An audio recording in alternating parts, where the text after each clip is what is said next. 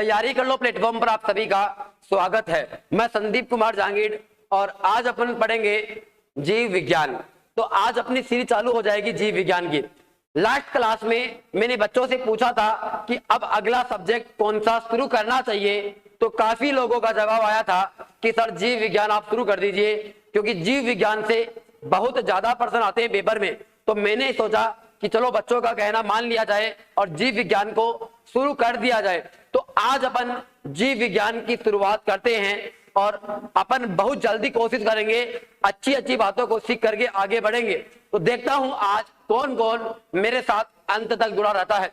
मैं आपको विश्वास दिलाऊंगा कि जो आदमी आज मेरे साथ लास्ट तक जुड़ा रहेगा वो काफी कुछ सीख करके जाएगा और वो डेफिनेटली अपने सिलेक्शन की ओर आगे बढ़ेगा। तो एक बार आप जल्दी से कमेंट में ये लिख दीजिए कि हाँ सर हम तैयार हैं, आप पढ़ाइए बस। तो चलिए साथियों आगे बढ़ते हैं और अपने सेशन को एक नए अंजाम तक पहुंचाते हैं। आज का अपना सब्जेक्ट का नाम है बायोलॉजी।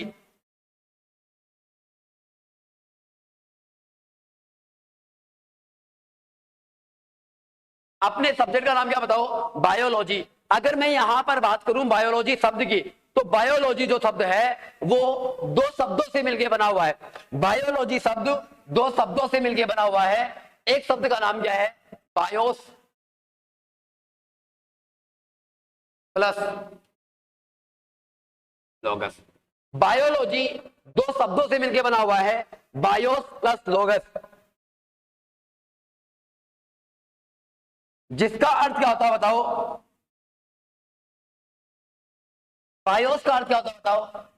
जीव। और लोगस का अर्थ क्या होता है बताओ? अध्ययन करना। इसका मतलब बायोलॉजी क्या कहलाता है? बायोलॉजी क्या होता है? बायोलॉजी जीवों का अध्ययन करना बायोलॉजी कहलाता है। जीवों का अध्ययन करना बायोलॉजी कहलाता है।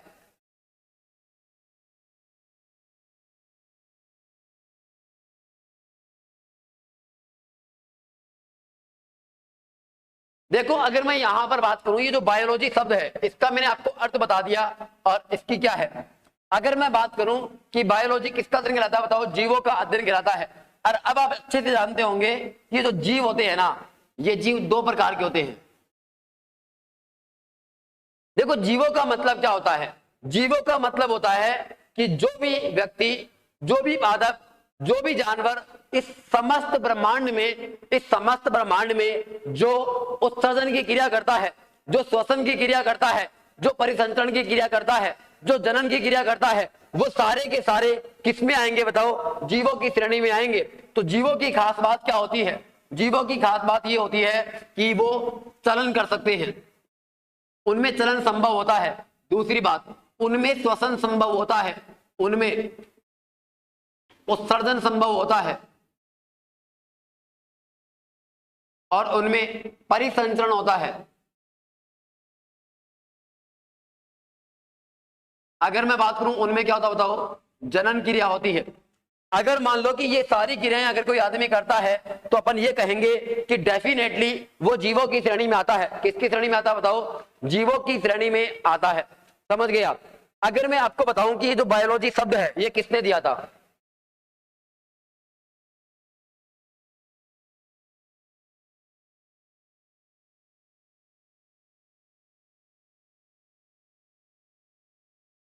बायोलॉजी शब्द लेमार्क एंड ट्रेविनस ने दिया था।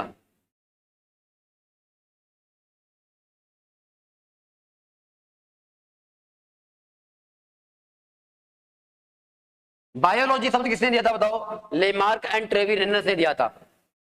अगर मैं अगले पॉइंट की बात करूं,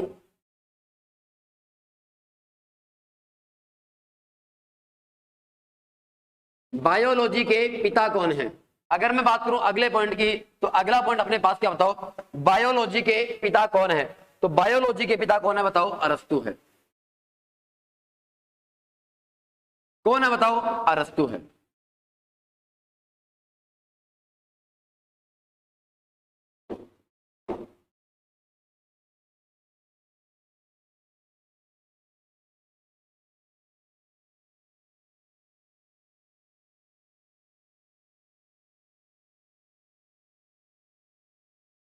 देखो अगर मैं यहां पर बात करूं, अपने पास ये जो बायोलॉजी है,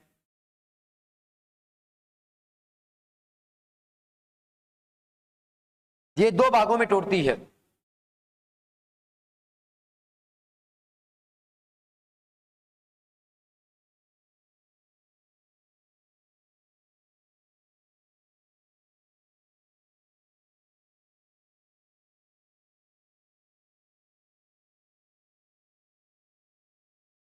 बायोलॉजी अपने पास दो भागों में टूटती है।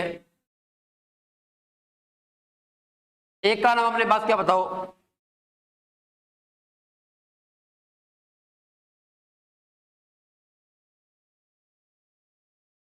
जंतु विज्ञान, और दूसरे का अपने पास नाम क्या बताओ? पादप विज्ञान। एक का अपने पास नाम क्या बताओ? जंतु विज्ञान, और दूसरे का अपने पास नाम क्या बताओ? पादप विज्ञान। तो सबसे पहले बायोलॉजी को दो भागों में किसने विभाजित किया? तो सबसे पहले बायोलॉजी को दो भागों में किसने डिवाइड किया?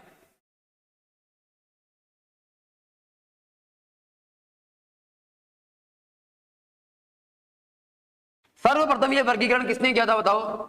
ये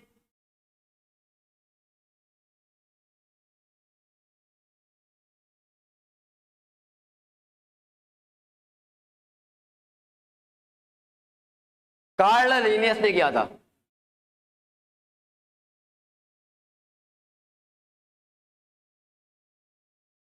किसने किया था बताओ? कार्ल लिनियस ने किया था। बायोलॉजी का वर्गीकरण सबसे पहले किसने किया था? कार्ल लिनियस ने कहा था। इसीलिए इसको क्या कहता है? वर्गीकी का पिता कहते हैं।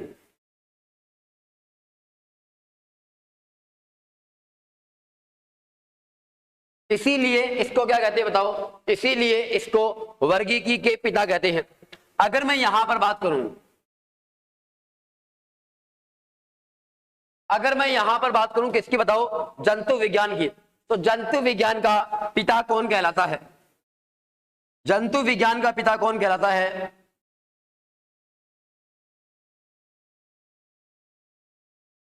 अरस्तु। अगर मैं यहां पर बात करूं, पादप विज्ञान का पिता कौन कहलाता है?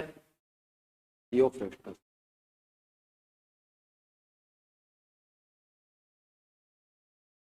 कौन कहलाता है बताओ? थियोफ्रेस्टस कहलाता है। कौन कहलाएगा? थियोफ्रेस्टस कहलाएगा। इतनी बातें आपको याद होनी चाहिए, ठीक है? मतलब बायोलॉजी के परिचय में अगर मैं बात करूं तो इतनी बातें आपको अच्छे से याद होनी चाहिए। हाँ कृष्ण कुमार जी, अपनी केमिस्ट्री पूरी हो चुकी है।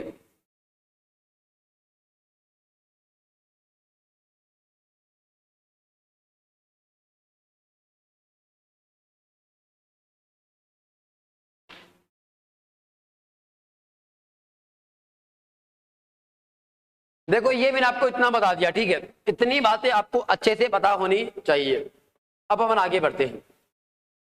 अगर मैं आपको आगे की तरफ लेकर के चलूं तो अपना आज का पहला टॉपिक का नाम है कोशिका विज्ञान।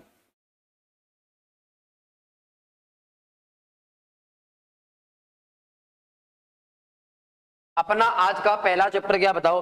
आज का अपना पहला चैप्टर है कोशिका। अगर मैं आपको बताऊं कि कोशिका क्या होती है, कोशिका मानव शरीर की सबसे छोटी संरचनात्मक, कार्यात्मक एवं आधारभूत इकाई होती है। देखो जिस प्रकार से अगर मैं बात करूं, अगर आपको एक मकान बनाना है, अगर आपको एक मकान बनाना है तो मकान की सबसे छोटी इकाई आप किसको कहोगे? आप कहोगे कि सर छोटी इकाई ईंट होती है। क्या होती है बताओ? ईंट होती है। इसका मतलब आप क्या करोगे बताओ?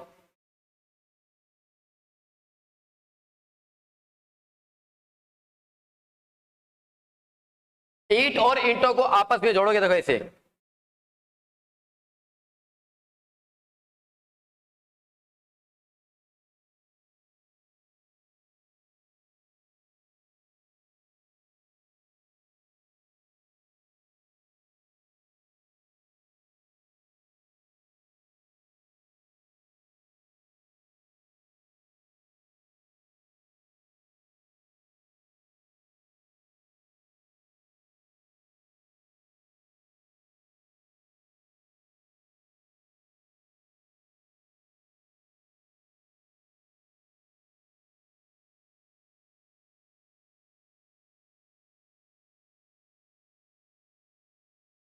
अगर आप ईंट और ईंट को आपस में ऐसे रखते जाओगे तो आप खुद देख पा रहे होंगे कि अगर आप ईंट को ईंट के ऊपर रखते जाओगे तो एक दीवार का निर्माण होगा।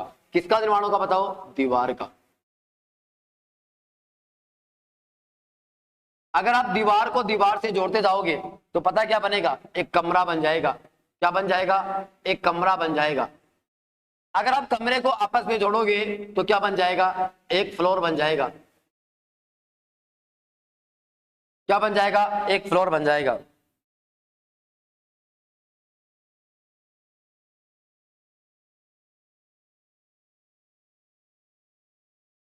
अगर आप फ्लोर और फ्लोर को आपस में जोड़ोगे तो पूरा क्या बन जाएगा बताओ? मकान बन जाएगा। ये पूरा अपना मकान हो गया।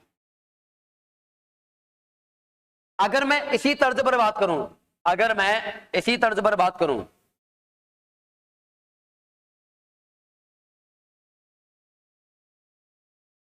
अगर मैं इसी तर्ज पर बात करूं तो एक बार गौर करना आप। अपने शरीर का निर्माण किससे होता है बताओ? कोशिका से।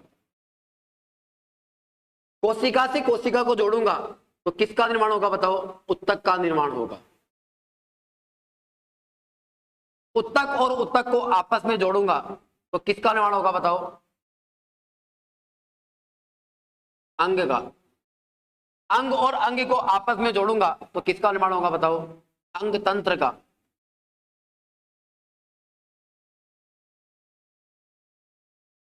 अगर अंग तंत्र को आपस में जोड़ेंगे तो पता क्या बनेगा? ये बनेगा मानव शरीर। तो देखो इस प्रकार से शरीर का निर्माण होता है। इस प्रकार से क्या होता है बताओ? शरीर का निर्माण होता है। अब एक बार आप जल्दी से बता दीजिए कि आपको इतनी बातें समझ में आई कि नहीं आई।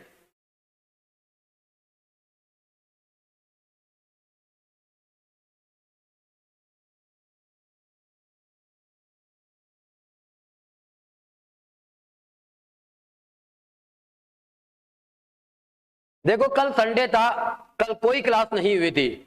कल तो संडे था ना।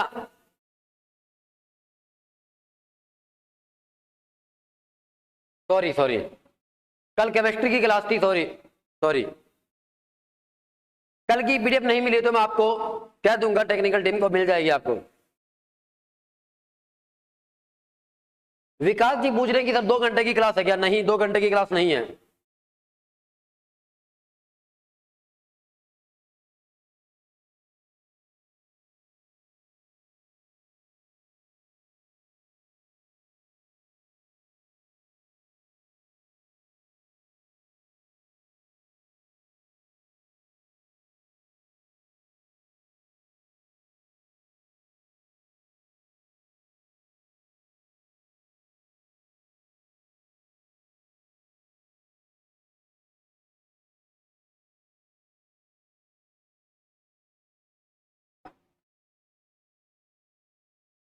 देखो अब अपन आगे बढ़ते हैं। इतना आपको समझ में आया होगा मेरे हिसाब से।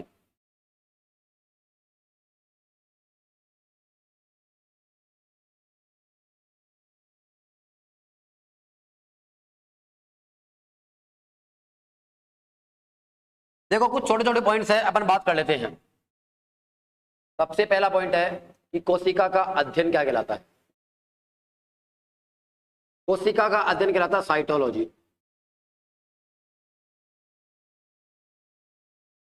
कोशिका का अध्ययन क्या कहलाता है बताओ? साइटोलॉजी। अगर मैं बात करूं कोशिका के पिता कौन है या कोशिका विज्ञान के पिता कौन है तो इसका नाम होगा रॉबर्ट हुक। क्या नाम है बताओ? Robert Hooke. अगर मैं बात करूं कोशिका की खोज किसने करी?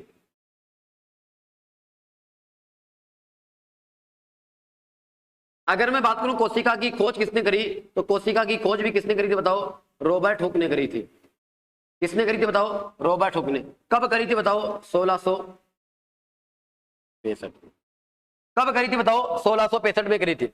अब देखो अगर मैं यहां पर बात करूं कि ये जो अपने पास कोशिका की खोज करी गई थी, ये कोशिका कैसी पाई गई? ये कोशिका कैसी थी? ये कोशिका थी मृत कोशिका।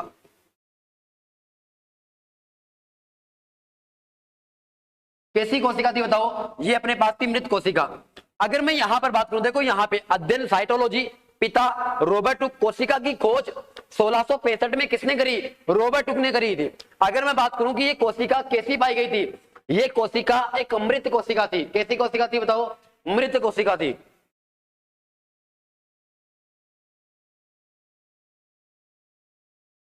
ये कोशिका कैसी थी बताओ? ये कोशिका अपने पास मृत कोशिका थी। कैसी कोशिका थी बताओ? मृत कोशिका थी। अगर मैं यहां पर बात करूं कि ये कोशिका कहां पे देखी गई, ये कोशिका देखी गई कोर्क सेल में। कहां देखी गई बताओ? कोर्क सेल में। और कोर्क का मतलब क्या होता है बताओ? कोर्क का मतलब क्या होता है बताओ? पेड़ की छाल होती है। कोर्क का मतलब क्या होता है बताओ? कोर्क का मतलब होता है पेड़ की छाल। अनिल जी बोल रहे हैं कि सर मेरा भी नाम ले लो। क्या होगा नाम लेके बताओ एक बार आप।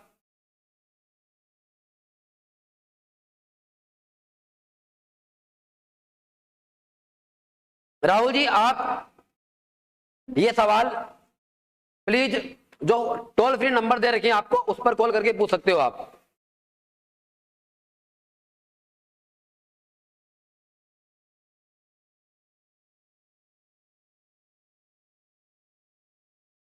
सर कल वाली पीडीएफ नहीं मिली। ओके ओके बोल देंगे टेक्निकल टीम को।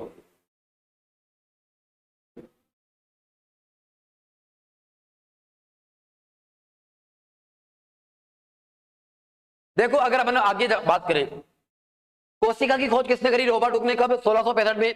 और वो कोशिका कौन सी थी? मरी हुई कोशिका पाई गई थी। और इस कोशिका का नाम क्या था बताओ? कॉर्क सेल था। अगर मैं आपको आगे की ओर लेकर के चलूं तो अगला पॉइंट अपने पास क्या है? सर्वप्रथम जीवित कोशिका की खोज किसने करी?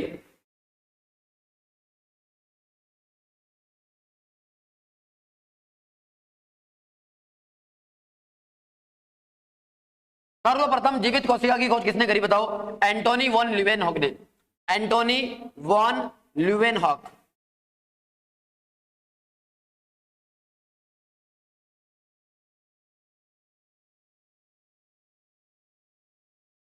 सबसे पहले जीवित कोशिका की खोज किसने करी बताओ? एंटोनी वॉन ल्यूवेनहॉक ने करी। किसने करी बताओ? एंटोनी वॉन ल्यूवेनहॉक ने करी थी। समझ गए आप? इसीलिए जीवित कोशिका विज्ञान का पिता किसको कहते हैं? एंटोनी वॉन ल्यूवेनहॉक को बोलते हैं। ये इतनी बातें आपको याद होनी चाहिए।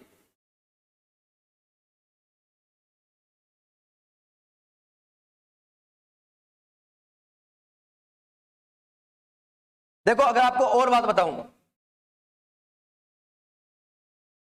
अपने पास अगले पॉइंट क्या है समझने की कोशिश करना एक बार आप। देखो सबसे छोटी कोशिका कौन सी होती है? सबसे बड़ी कोशिका कौन सी होती है? यह भी तो अपने पेपर में कितनी बार आता है।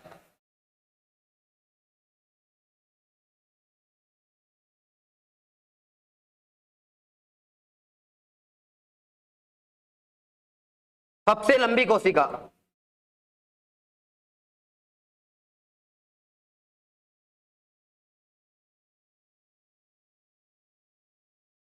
सबसे बड़ी कोशिका।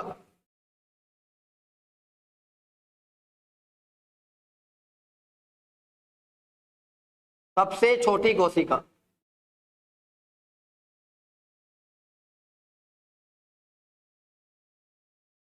अगर मैं यहां पर बात करूं, अगर मैं यहां पर बात करूं सबसे लंबी कोशिका कौन सी है, तो अपने पास हो जाएगा न्यूरॉन, अर्थात तंत्रिका तंत्र की कोशिका। क्या हो जाएगी बताओ?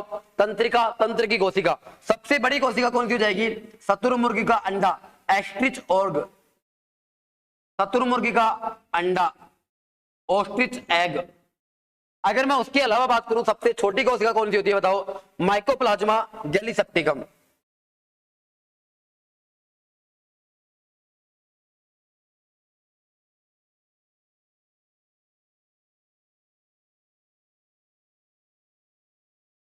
क्या होता है बताओ? Mycoplasma gallisepticum.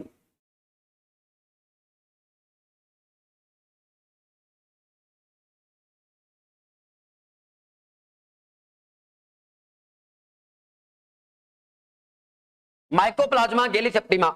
सबसे छोटी कोशिका कौन सी थी बताओ? माइकोप्लाज्मा गैलीसेप्टिका, अर्थात एक जीवाणु की कोशिका सबसे छोटी कोशिका होती है।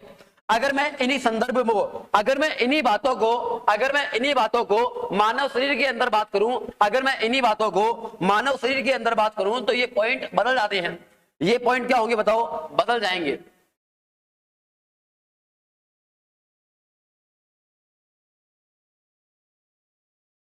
अगर मैं बात करूं मानव शरीर की, तो मानव शरीर में सबसे लंबी कोशिका कौन सी होती है? मानव शरीर में सबसे लंबी कोशिका कौन सी होती है? मानव शरीर में सबसे बड़ी कोशिका कौन सी होती है और मानव शरीर में सबसे छोटी कोशिका कौन सी होती है। ये 3 पॉइंट है और ये 3 पॉइंट आपको अच्छे से आने चाहिए। पहला पॉइंट क्या बताओ, मानव शरीर की सबसे लंबी कोशिका कौन सी है। तो मानव शरीर की सबसे लंबी कोशिका का नाम है न्यूरॉन। अगर मैं बात करूं बड़ी की तो क्या हो जाएगा, अंडाणु। अगर मैं बात करूं छोटी की तो क्या हो जाएगा, शुक्राणु। क्या हो जाएगा बताओ, शुक्राणु हो जाएगा। तो ये बातें आपको अच्छे से आनी चाहिए, ठीक है। मैंने आपको सबसे पहले बताया कि कोशिका क्या होती है। अगर मैं आपको अगला पॉइंट बताऊं कोशिका के बारे में, तो अगला पॉइंट क्या अपने पास,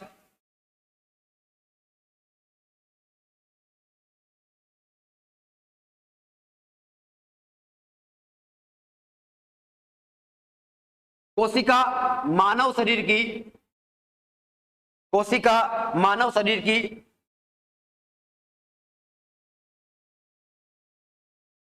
संरचनात्मक,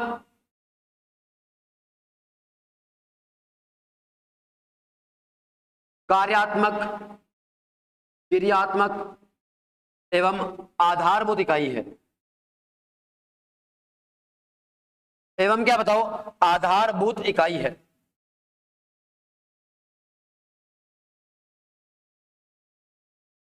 क्या बताओ, आधारभूत इकाई है। तो ये बात आपको अच्छे से पता होनी चाहिए कि कोशिका क्या होती है, कौन बड़ी होती है, कौन छोटी होती है।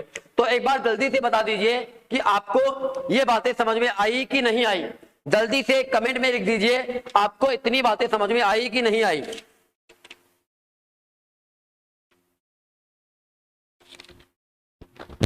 एक बार जल्दी से कमेंट करके बता दीजिए कि समझ में आया कि नहीं आया। चलिए अब अपन आगे बढ़ते हैं। अगर अपन आगे की ओर जाएं तो अपने पास अब आता है कोशिका। तो सबसे पहले अब मैं आपको कोशिका के बारे में बताता हूं, कोशिका का डायग्राम बना करके बताता हूं कि किस प्रकार से कोशिका एक मानव शरीर के अंदर होती है, किस प्रकार के पादपों के अंदर होती है। तो चलिए कोशिका का डायग्राम बनाते हैं अपन।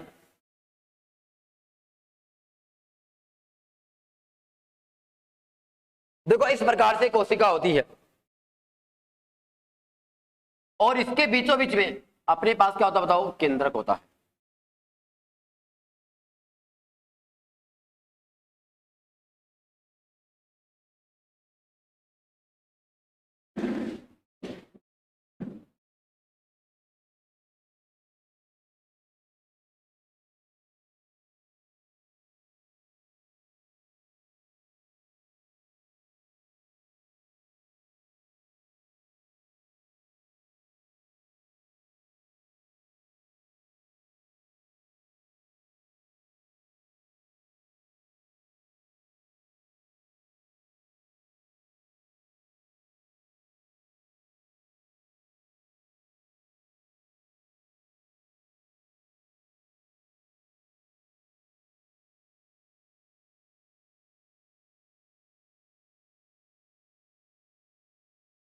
अपने पास इस प्रकार से कोशिका होती है।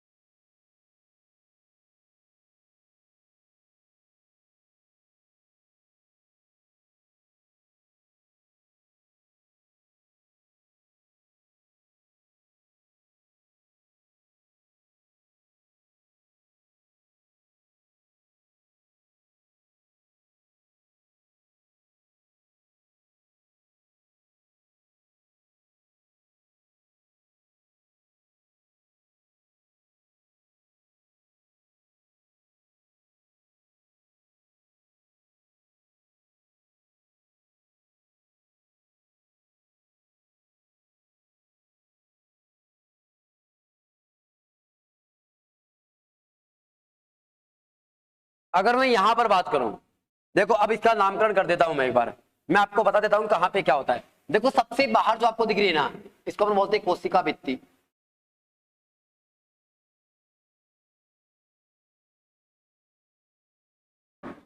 ये जो आपको दिख रही है इसको अपन बोलते हैं कोशिका झिल्ली।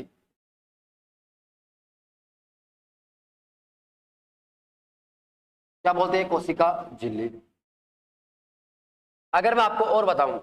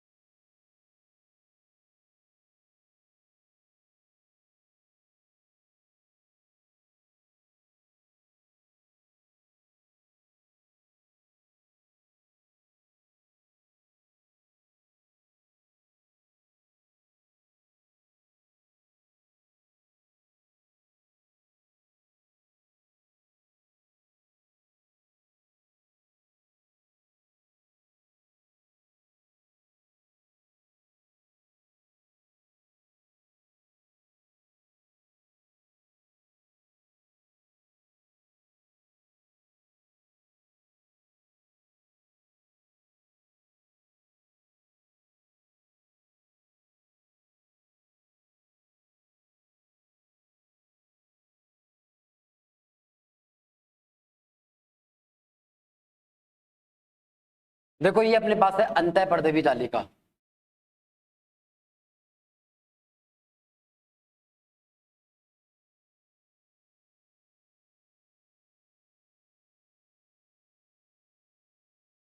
अगर मैं बात करूं अंदर जो अपने पास है इसको हम बोलते हैं केंद्रक। और ये जो दागिनुमा संरचना है इसको हम बोलते हैं क्रोमेटिन जालिका।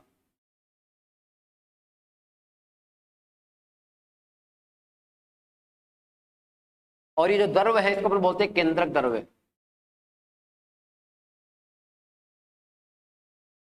क्या बोलते हैं? केंद्रक द्रव्य बोलते हैं। अगर मैं बात करूं इसकी तो इसको अपन क्या बोलते हैं? रिक्तिका बोलते हैं। क्या बोलते हैं? रिक्तिका बोलते हैं। इसको अपन क्या बोलते हैं बताओ? लाइसोसोम बोलते हैं। अगर मैं बात करूं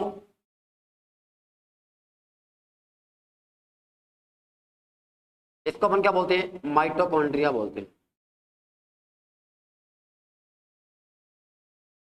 अगर मैं इसकी बात करूं इसको अपन क्या बोलते हैं? हरित लवक बोलते हैं।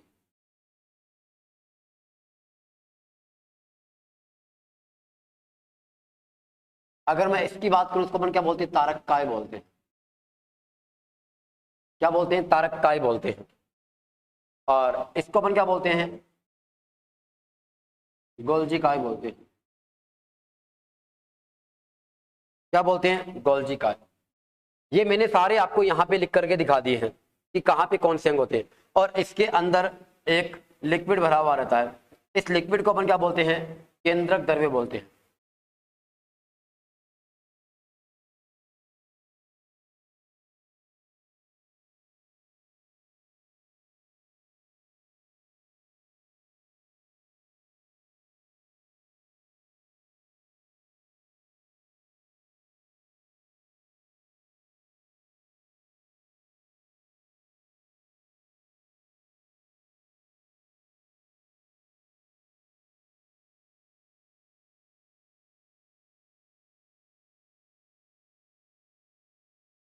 इसको अपन क्या बोलते हैं बताओ? इसको अपन बोलते हैं केंद्रक द्रव्य। क्या बोलते हैं? केंद्रक द्रव्य बोलते हैं।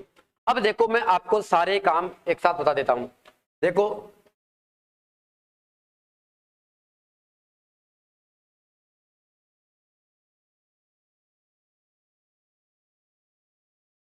राकेश कुमार जी बोल रहा है कि सबसे हल्की कोशिका कौन सी होती है और सबसे भारी कोशिका कौन सी होती है। अगर मैं सबसे हल्की की बात करूं तो होती है माइकोप्लाज्मा गैलीसेप्टिग्मा। और सबसे भारी होती है शतुरमुर्ग का अंडा। लगभग 1.5 किलो के आसपास होता है। कितना होता है बताओ? लगभग 1.5 किलो के आसपास होता है शतुरमुर्ग का अंडा।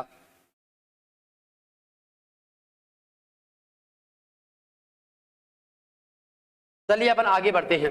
देखो मैंने आपको क्या बताया कि ये अपने पास पूरी की पूरी कोशिका होती है। अगर मैं यहां पर बात करूं कि ऐसे कौन कौन से कोशिकांग है जो केवल पादप कोशिका में होते हैं लेकिन जंतु कोशिका में नहीं पाए जाते, यहां पे बता देता हूं मैं।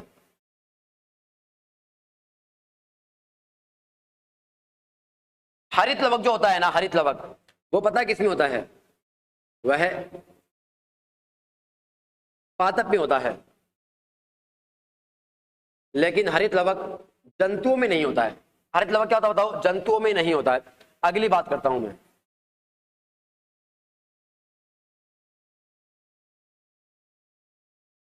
कोशिका भित्ति। कोशिका भित्ति किसमें होती है बताओ? पादपों में तो होती है, लेकिन जंतुओं के अंदर कोशिका भित्ति नहीं पाई जाती है।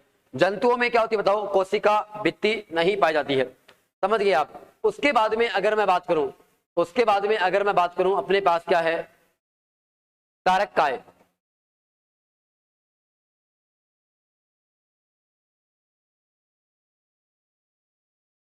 कारक काय जंतुओं में तो होता है, लेकिन पादपों में तारक काय नहीं पाया जाता है। पादपों के अंदर तारक काय नहीं पाया जाता है। इसके अलावा अगर मैं बात करूं, अपने पास है रिक्तिका, तो यहां पे मैं लिख देता हूं रिक्तिका।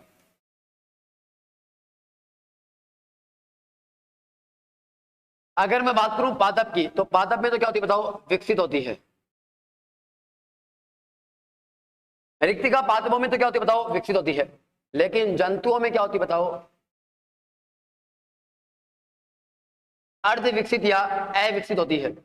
जंतुओं में क्या होती है बताओ? ज्यादा विकसित नहीं होती है। जंतु कोशिका के अंदर रिक्तिका ज्यादा विकसित नहीं होती है। ये पॉइंट आपको याद रखने होंगे। देखो अगर मैं बात करूं, देखो हमें इनकी क्रीम निकालनी होगी, समझ गए? हम फालतू का एक भी पॉइंट नहीं पढ़ेंगे। मैंने यहां पर देखो, पिछली स्लाइड की बात कर लो, चाहे मैं इस स्लाइड की बात कर लो, यहां पे जो भी शब्द लिखा हुआ है ना, वो डेफिनेटली आपके पेपर में छपने लायक ही बात है। अपन यहां पे एक भी बातें फिजूल की नहीं करेंगे। मैं यहां पर आपको आइंस्टीन नहीं बनाने आया हूं, मैं यहां पर आपको मैक्स प्लांक नहीं बनाने आया हूं। मैं यहां पर आपको केवल इतना पढ़ाने आया हूं कि आपका पेपर निकल जाए और आप एक सरकारी नौकरी लग जाओ। बस अपन इतना पढ़ने आए हैं यहां पर। अब एक बार आगे देखना है, पर आप यहां पे गौर करना, यहां पे जितने भी बातें लिखी हुई है छोटी से लेकर बड़ी तक, वो सारी आपके दिमाग में छपनी चाहिए, समझ गए? फिर मैंने आपको यहाँ पे डायग्राम के थ्रू बताने की कोशिश करी, तो मैंने आपको यहाँ पे कुछ पॉइंट पहले ही अलग कर लिए, ताकि आपके दिमाग में जब ये चीजें आए तो आपके दिमाग में ज्यादा बर्डन नहीं आए कि ये क्या आ रहा है। तो तारक काय जो होता है वो जंतुओं में होता है, लेकिन पादपों में नहीं होता। हरित लवक पादपों में होता है, लेकिन जंतुओं में नहीं होता, समझ गए? कोशिका भित्ति पादपों में होती है, लेकिन जंतुओं में नहीं होती। उसी प्रकार से रिक्तिका जो होती है पादपों में ज्यादा विकसित होती है, जबकि जंतुओं में ज्यादा विकसित नहीं होती है, समझ गए? कुछ जानवर तो ऐसे होते हैं, कुछ जंतुओं की कोशिका में तो रिक्तिका अविकसित अर्थात पाई भी नहीं जाती है, लेकिन हमें इसको अविकसित अर्थात अर्धविकसित लिखना है।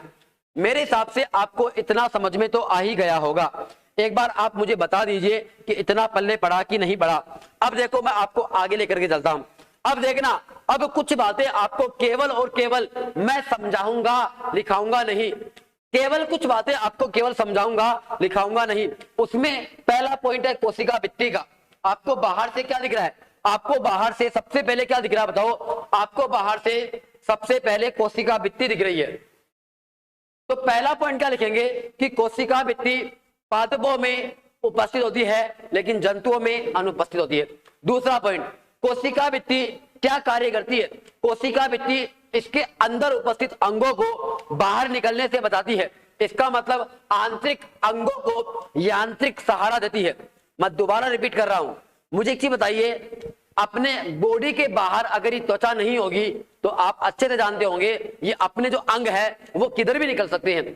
तो ये जो अपना बाहरी आवरण है ना, ये अपने आंतरिक अंगों की सुरक्षा कर रहा है। अगर ये त्वचा ऊपर से उतार दी जाएगी तो आंतरिक अंगों को डेफिनेटली नुकसान हो जाएगा। उसी प्रकार से ये जो कोशिका भित्ति होती है, ये कोशिका भित्ति आंतरिक अंगों की या कोशिकांगों की सुरक्षा करती है, या फिर उनको यांत्रिक सहारा प्रदान करती है। मेरी बात आपको समझ में आई होगी। दूसरी बात, अगर मैं बात करता हूं किसकी, कोशिका झिल्ली की, किसकी बात करता हूं बताओ, कोशिका झिल्ली की। और कोशिका झिल्ली क्या कार्य करती है? अब देखो कोशिका झिल्ली भी, कोशिका झिल्ली जंतु कोशिका में, कोशिका झिल्ली जंतु कोशिका के अंदर आंतरिक अंगों की सुरक्षा करने का कार्य करती है, वह उनको यांत्रिक सहारा प्रदान करती है। ये जो कोशिका झिल्ली है ना, ये कोशिका झिल्ली आंतरिक अंगों को सुरक्षा प्रदान करती है या उनको यांत्रिक सहारा प्रदान करती है। दूसरी बात, ये जो कोशिका झिल्ली होती है ना, ये कोशिका झिल्ली जंतु कोशिका के अंदर, जंतु चाहे पादप कोशिका हो चाहे जंतु हो, दोनों में होती है। ये तो कोशिका झिल्ली तो दोनों में, तो दोनों का काम सही है। कोशिका झिल्ली जो होती है ना, वह कोशिका के अंदर जो खाना होता है, जो खाद्य पदार्थ होता है, उनको अंदर लाने की और उनको बाहर भेजने की क्या करती है, एक रास्ता देती है। समझ गई? तो ये क्या करती है बताओ, भोजन का अंतर्ग्रहण और भोजन का निष्कासन करती है। कौन? कोशिका झिल्ली। फिर अपने पास है अंतःपर्तवी जालिका। तो चलिए अब अपन आगे बढ़ जाते हैं।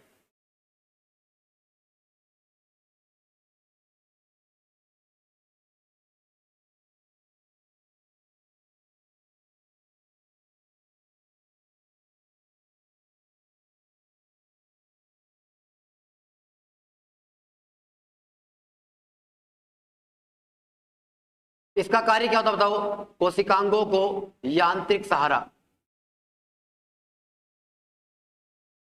कोशिकांगों को क्या करती है बताओ, यांत्रिक सहारा प्रदान करती है। इसके अलावा भी अपने पास काम है, वो भी लिख देता हूं मैं।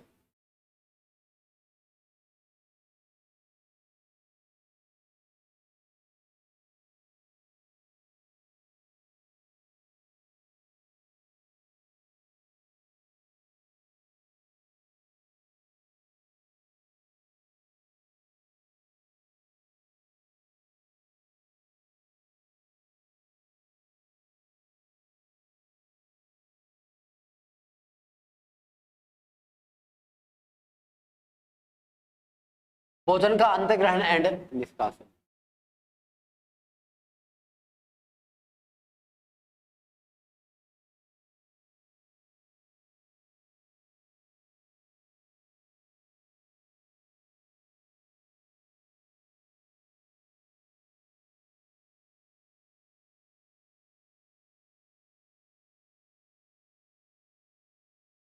अगर मैं बात करता हूं कोशिका भित्ति की, तो कोशिका भित्ति क्या कार्य करती है?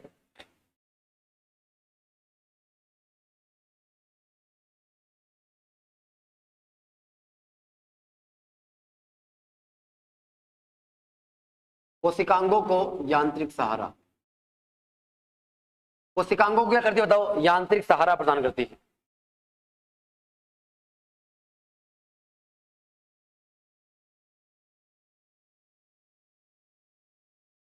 3 नंबर पे केंद्रक। खोज किसने करी?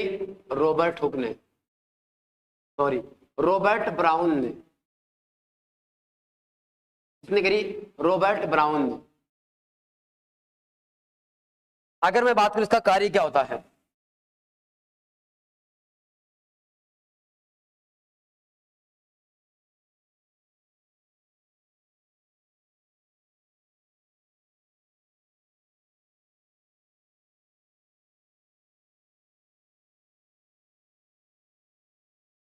कोशिका का मैनेजमेंट एंड नियंत्रण। कोशिका का क्या करती है बताओ, यह मैनेजमेंट करती है और कोशिका का नियंत्रण करती है। अगर मैं बात करूं ये केंद्रक का उपनाम क्या होता है, इसको अपन क्या क्या बोलते हैं? इसको बोलते हैं कोशिका का दिमाग, इसको बोलते हैं कोशिका का मैनेजर,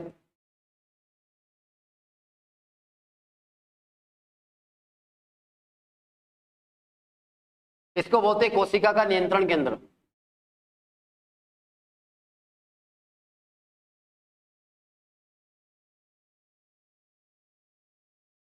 इसको कोशिका का कंट्रोल सेंटर कहते हैं। क्या कहते हैं बताओ? कोशिका का कंट्रोल सेंटर कहते हैं। चलिए अगले पॉइंट की बात करते हैं अपन। अगला पॉइंट अपने पास क्या है? 4 नंबर का।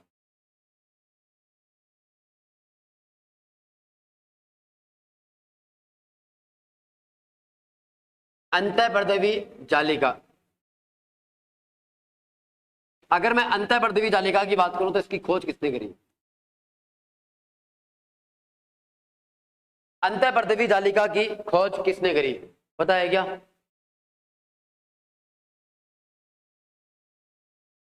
अगर मैं बात करूं अंतःपर्दवी जालिका के खोजकर्ता का नाम क्या है, तो एक बार आप कमेंट बॉक्स में बताइए क्या होता है।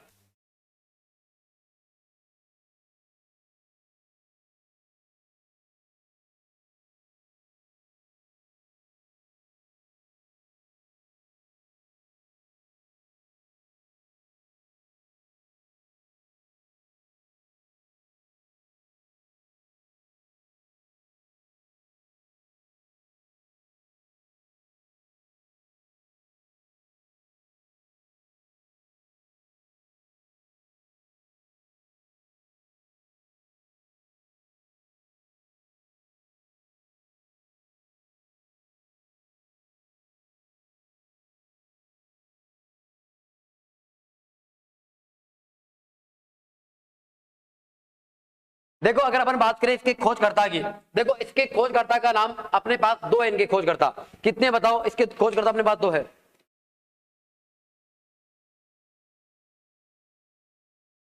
सर आप भी यूट्यूब पर पर्सनालिटी लेकर आओ। ओके ओके बिल्कुल लेकर आएंगे।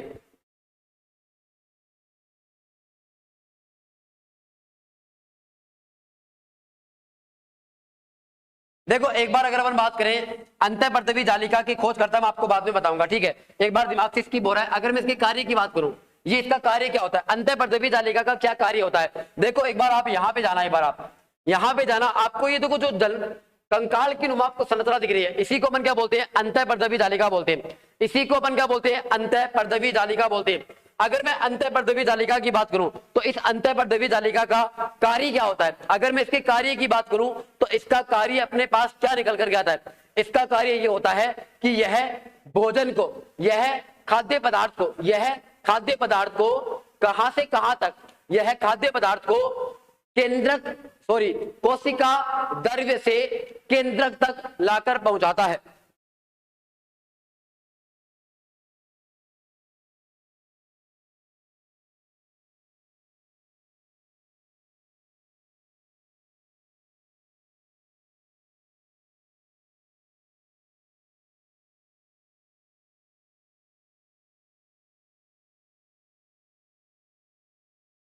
अगर मैं बात करूं अंतःपर्दवी जालिका का कार्य क्या होता है? खाद्य पदार्थ को केंद्रक तक पहुंचाना।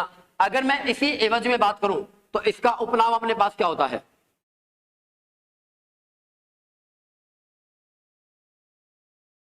इसको अपन क्या बोलते हैं? कोशिका का अंतः कंकाल। क्या बोलते हैं इसको अपन? कोशिका का अंतः कंकाल। अगर मैं बात करूं 5 नंबर पे, तो 5 नंबर पे अपने पास क्या बताओ? राइबोसोम।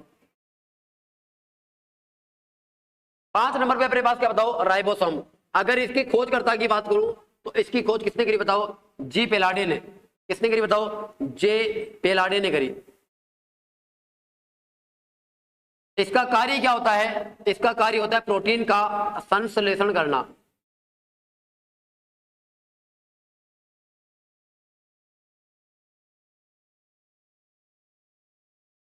इसका कार्य क्या होता है बताओ? प्रोटीन का संश्लेषण करना। अब अपन बात करते हैं आगे 6 नंबर पे। हाँ इसको अपन क्या बोलते हैं? कोशिका की प्रोटीन फैक्ट्री।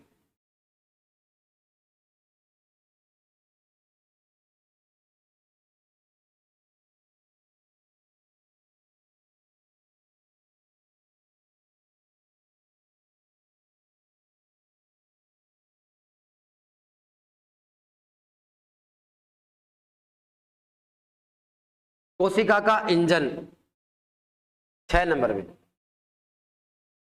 अपने पास क्या बताओ? तारक का है। अगर मैं इसके खोजकर्ता की बात करूं, इसकी खोज किसने करी? इसकी खोज करी थी बेनेडन ने। किसने करी बताओ? बेनेडन ने। और इसका कार्य क्या होता है? कोशिका का विभाजन करना।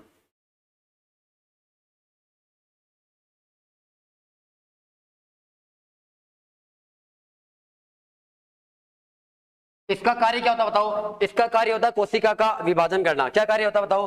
कोशिका का विभाजन करना इसका मेन कार्य होता है। अगर मैं आपको अगला पॉइंट बताऊं 7 नंबर पे, तो 7 नंबर का पॉइंट अपने पास क्या बताओ? 7 नंबर का अपने पास पॉइंट है गोल्जी काय। खोजकर्ता का नाम क्या बताओ? Camillo Golgi.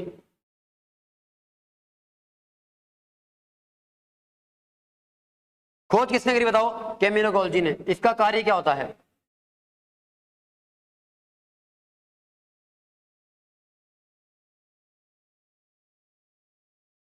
खाद्य पदार्थ को पैकेट्स के रूप में बनाना।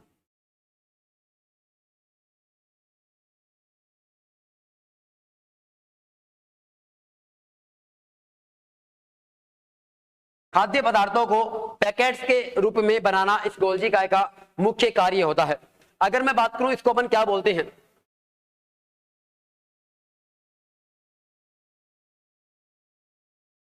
इसको अपन क्या बोलते हैं? कोशिका का बिचौलिया बोलते हैं।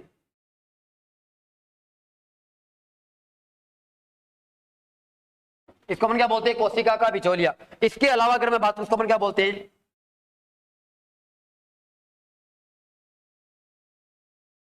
कोशिका का ट्रैफिक पुलिस।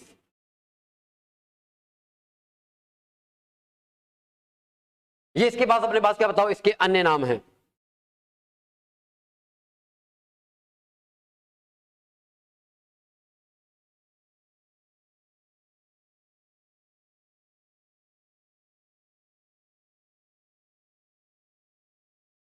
देखो अगर अपन बात करें अंतर पृथ्वी जालिका के खोजकर्ता के नाम क्या है, तो अपने पास है किथ पोर्टर और अल्बर्ट क्लाउड। क्या नाम है बताओ? किथ पोर्टर एंड अल्बर्ट क्लाउड।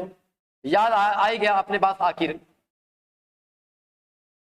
किथ पोर्टर एंड अल्बर्ट क्लाउड, इसके दो खोजकर्ता थे। क्या क्या नाम थे बताओ? किथ पोर्टर एंड अल्बर्ट क्लाउड।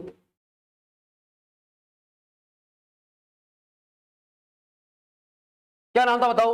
किथ पोर्टर एंड अल्बर्ट क्लाउड। कार्य क्या था? खाद्य पदार्थों को केंद्रक तक पहुंचाना इसका मुख्य कार्य था। अब देखो मैंने आपको 7 कोशिकांग बता दिए।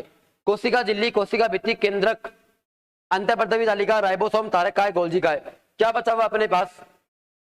अपने पास बचा हुआ माइटोकॉन्ड्रिया, अपने पास बचा हुआ रिक्तिका, अपने पास बचा हुआ हरित लवक। चलिए वो भी बता देता हूं आपको।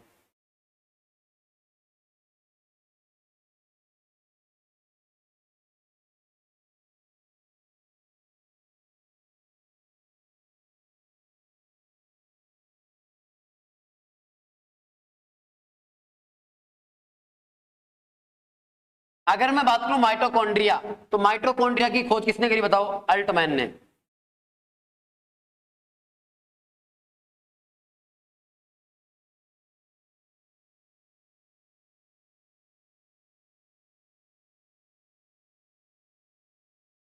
इसकी खोज किसने करी बताओ? माइटोकॉन्ड्रिया की खोज अल्टमैन ने करी थी। किसने करी बताओ? अल्टमैन ने करी थी। अगर मैं इसके कार्य की बात करूं, इस माइटोकॉन्ड्रिया का कार्य क्या होता है? अगर मैं माइटोकॉन्ड्रिया के कार्य की बात करूं, तो माइटोकॉन्ड्रिया का कार्य क्या होता है? माइटोकॉन्ड्रिया का कार्य होता है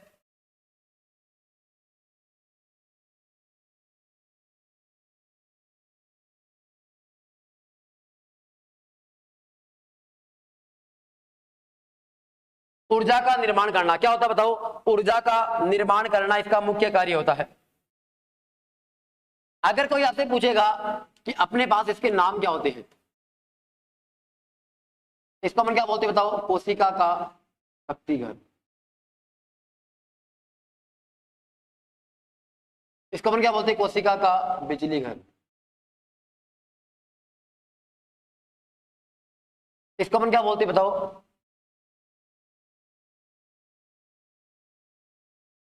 कोशिका का श्वसन स्थल।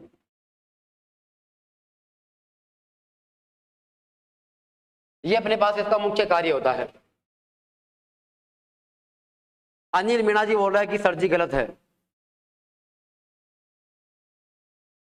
अरे अनिल मीणा जी, जो मैंने आपको लिखवाया ना डाटा, वो सारा का सारा 100% सही है, उसमें कोई गड़बड़ी नहीं है। Kit porter and Albert cloud definitely सही है, इसमें कोई गलती नहीं है। समझ गए आप, ये पूरा का पूरा सही है, इसमें कोई भी गलती नहीं है।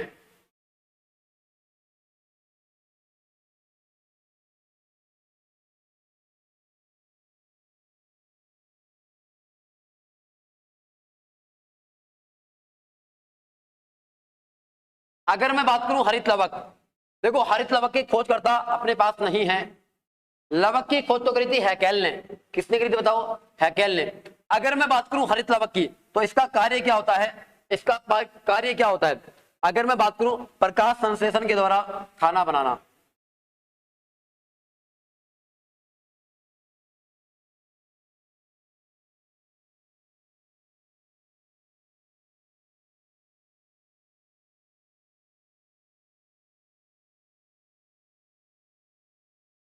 पादपों में प्रकाश संश्लेषण के द्वारा खाना बनाना।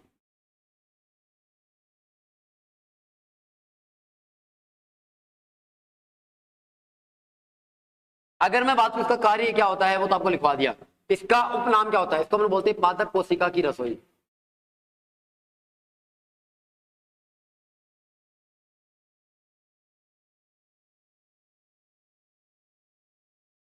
इसको क्या बोलते हैं बताओ? पादप कोशिका की रसोई बोलते हैं।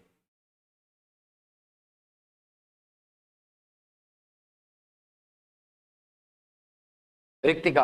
अब ये रिक्तिका क्या करती है बताओ? यह रिक्तिका खाद्य पदार्थों का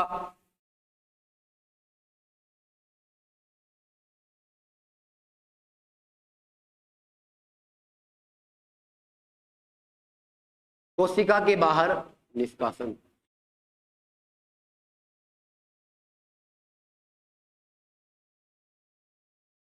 और इस रिक्तिका के अंदर एक झिल्ली पाई जाती है, उस झिल्ली का नाम क्या होता है? टोनोप्लास्ट।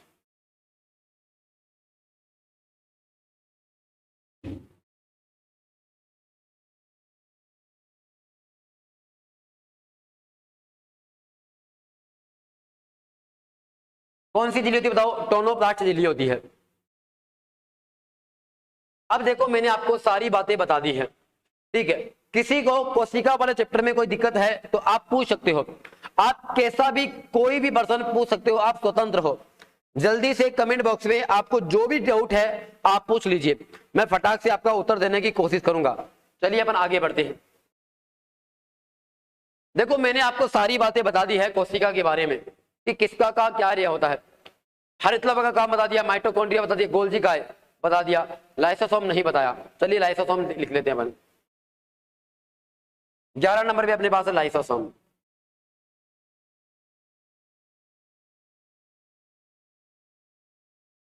खोज किसने करी बताओ? डी डुवे ने। खोज किसने करी बताओ लाइसोसोम की?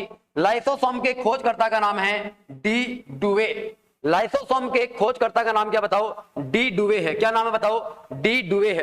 अगर मैं बात करूं इसका कार्य क्या होता है, इसका कार्य क्या होता है?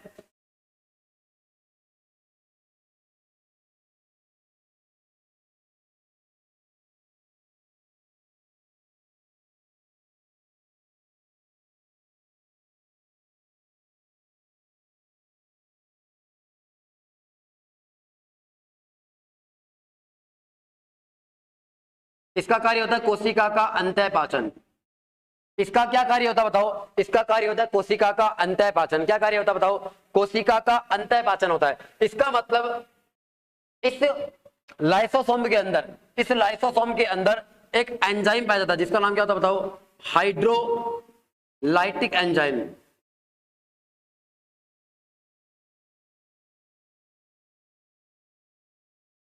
देखो ये कोशिका का एक आंतरिक अंग है, लाइसोसोम। लाइसोसोम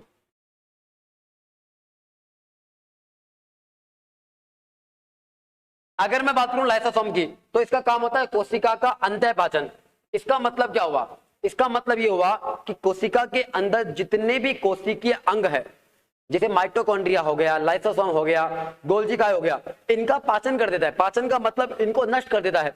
जब यह नष्ट हो जाएंगे तो क्या कोशिका का अस्तित्व बचेगा? क्या नहीं बचेगा, कोशिका स्वयं मर जाएगी। इसीलिए इसको अपन क्या बोलते हैं? लाइसोसोम्स को अपन बोलते हैं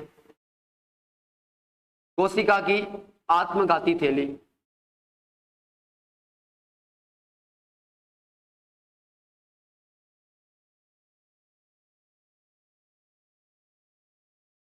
इसको अपन क्या बोलते हैं बताओ? कोशिका की आत्मघाती थैली बोलते हैं। इसके अलावा इसको अपन क्या बोलते हैं बताओ? कोशिका का एटम बम बोलते हैं।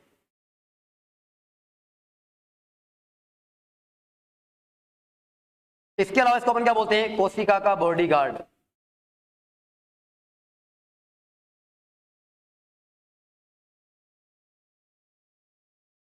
अब इसको अपन कोशिका का बॉडीगार्ड क्यों बोलते हैं? बाहर से जितने भी जीवाणु आते हैं, बाहर से जितने भी जीवाणु आते हैं उनको ये मारने का कार्य करता है। क्या करता है बताओ? मारने का कार्य करता है। संदीप सर जी आप बहुत अच्छा पढ़ाते हो। अच्छा, कोशिका में कौन सी भाषा का प्रयोग किया गया है? कोशिका जो शब्द है ना, अगर मैं बात करूं यहां पे, चलिए आपको बता देता हूं। यहां पर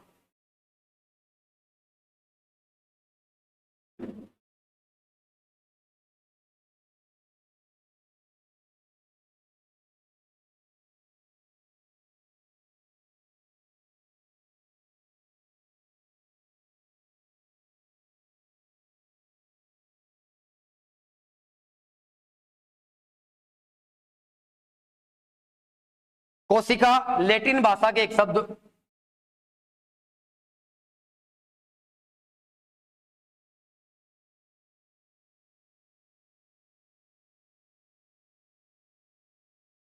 कोशिका लैटिन भाषा के शब्द सेलुला से मिलकर बनी है।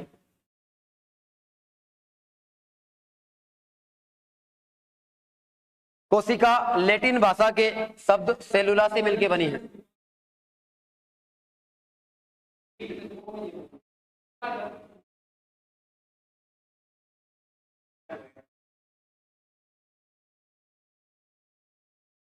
जिसका अर्थ है छोटा कमरा।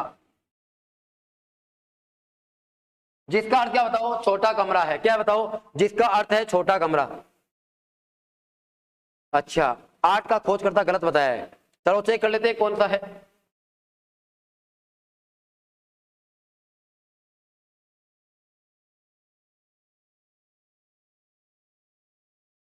माइटोकॉन्ड्रिया की खोज किसने करी? माइटोकॉन्ड्रिया की खोज करी थी रिचर्ड अल्टमैन ने, जबकि सी बेंडा ने इसका नामकरण किया था। सी बेंडा ने इसका नामकरण किया था। सही लिखा हुआ है कृष्ण जी, सी बेंडा ने इसका नाम निकाला था। ठीक है, तो मेरी तरफ से कोशिका वाला चैप्टर पूरा हो चुका है। मिलते हैं अगले दिन नए चैप्टर के साथ। तो ठीक है साथियों, इस प्लेटफॉर्म से जुड़े रहने के लिए बहुत बहुत धन्यवाद। मिलते हैं क्लास में कल। जय हिंद, जय भारत।